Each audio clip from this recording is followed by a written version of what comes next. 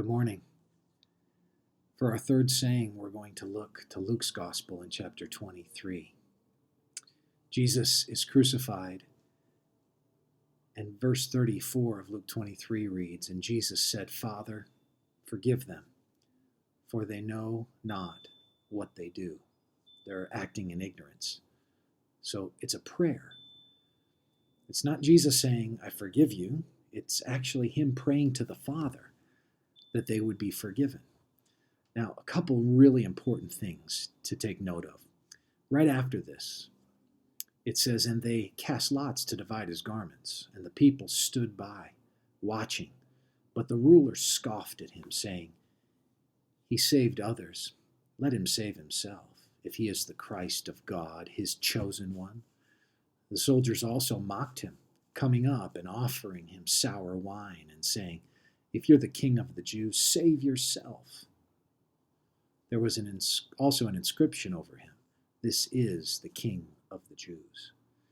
He was being mocked. He was being derided. He was being made fun of. He was being accused of being like a fool.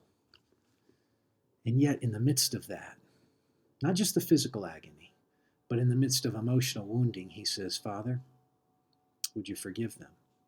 Now, what I want you to note is his prayer is answered. How's his prayer answered? Well, if we were to fast forward to the book of Acts, to the day of Pentecost, what do we see about the people gathered in Jerusalem? We see that many of them came from all different places, but they came and who had been there during Passover ended up coming to faith. And they turned their lives over, and they began to be the basis for the church.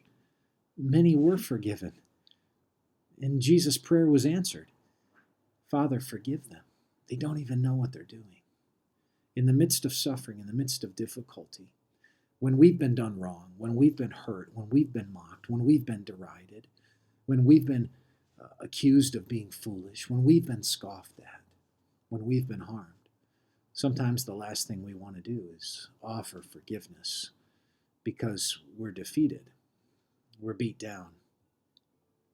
The Welsh poet and Anglican priest George Hurlbutt famously said, "He that cannot forgive others breaks the bridge over which he himself must pass if he would ever reach heaven, for everyone has need to be forgiven." Don't break the bridge over which you need to pass as well.